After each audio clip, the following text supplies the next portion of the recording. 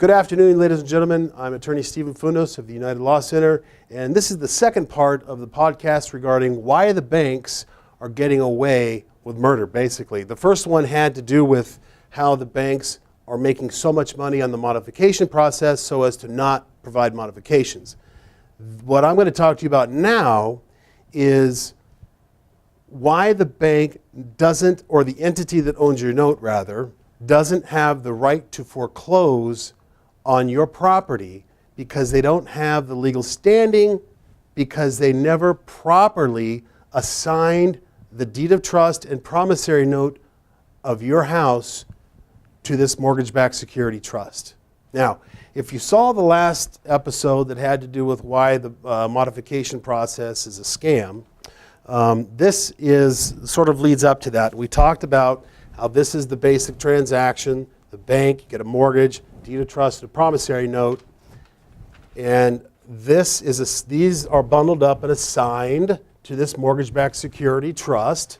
So these notes are being put into this trust, and they sell shares in them. Pursuant to a variety of different laws and agreements, when the bank assigns all of these promissory notes and mortgages to this security trust, they have to do so within a particular amount of time, specifically 90 days, okay? Pursuant to IRS Code 860, SEC Code 424 and 1122, pursuant to the pooling and servicing agreement between the bank and the mortgage-backed security trust, and pursuant to the prospectus that they send out to the buyers of those shares, that assignment had to have taken place as a matter of law within 90 days from the date that you signed your promissory note and deed of trust. The reason is these trusts only stay open for 90 days. So in other words, they fill these trusts with as many promissory notes as they possibly can. Okay? They fill it up, they fill it up, they fill it up, and then it closes. Because at some point they have to draft up a prospectus that says this trust contains 4,321 notes in it. It's worth $4 billion, so many dollars. The shares are worth this much money. Okay? You can't change those terms of this trust because that prospectus has to be equal to all the potential buyers. So it closes within 90 days. So let's say you did your transaction in 2005, your refinance, let's say, or your purchase, either one, and your bank, say Bank of America, assigned, along with yours, 4,000 other promissory notes and deeds of trust to this mortgage-backed security trust. Well, now you move forward in time to 2012. You're having problems paying your mortgage. This entity that owns your mortgage has to do what? They have to prove ownership. So how do they prove ownership?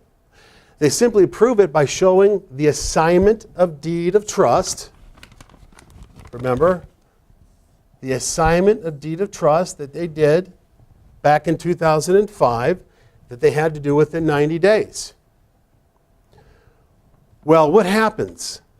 99.9% of the time, when we look to see when that assignment was actually filed, and in every single occasion, the date on which the assignment occurred was not in 2005, not in 90 days within the date you signed your mortgage, but it was done within a few months of the day you were about ready to get foreclosed upon in 2012 or 2011.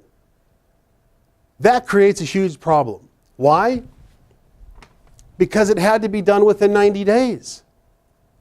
So the first question is, what does this mortgage-backed security really own? If the law and these agreements required it to be done in 90 days, you can't just overlook that. There were specific reasons why it had to be done in 90 days. If they're trying to assign a deed of trust to this mortgage in 2012, you can't do that. You can't add more promissory notes and deeds of trust to this security because it's already sent out prospectuses to their potential buyers years ago. You can't change the terms of this trust now. Secondly, Many of these mortgage-backed security trusts are defunct. They don't exist anymore. So if they did the assignment in 2012, who are they assigning it to? The heir? I mean, seriously, there really is no entity out there that could assume the assignment. Third, many of these mortgage-backed security trusts had to have what's called monoline insurance, and that was required by the SEC so that these promissory notes could be protected, and the shareholders could be protected, and these promissory notes would be paid off. Well, if all of these promissory notes are paid off in this trust, then by foreclosing on you, they're double dipping. They can't double dip. If they've already been paid off once by insurance, they can't come after you again for foreclosure. Now, there may be an insurance company here that paid off those mortgages. Potentially, that insurance company may have the right to foreclose, but they don't. First of all, the insurance company is not set up to foreclose, and they're not a bank, and they're not an entity that's designed to start taking over homes. So you're never going to see the insurance company attempting to foreclose on your house.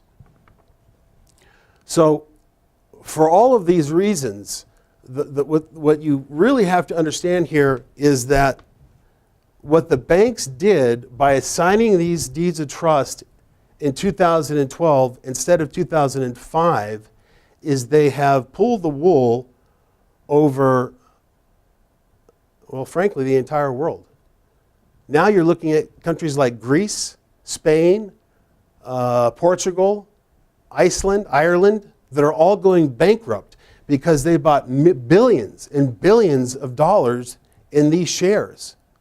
When in reality, what was being assigned to these shares? Nothing. Nothing was being assigned to them. And the reason is because, well, many of you understand what MERS is. We went over that on several occasions. MERS is known as Mortgage Electronic Registration Systems. And this was the system by which the banks transferred or assigned the promissory notes to these mortgage-backed security trusts. The problem is, since this is a private corporation, no one was looking what they did. So they didn't have to. They had to, but they never did. In many occasions, they never assigned anything to these trusts, which means these trusts were an empty shell. They didn't contain any type of promissory notes, which is just another layer of fraud preventing this entity to foreclose on your house. And we have been successful, and there are a number of appellate court cases in California that are now agreeing with this position. So it's critical for you to understand how this works. And trust me, I understand it's confusing. And much of this may have gone over your head.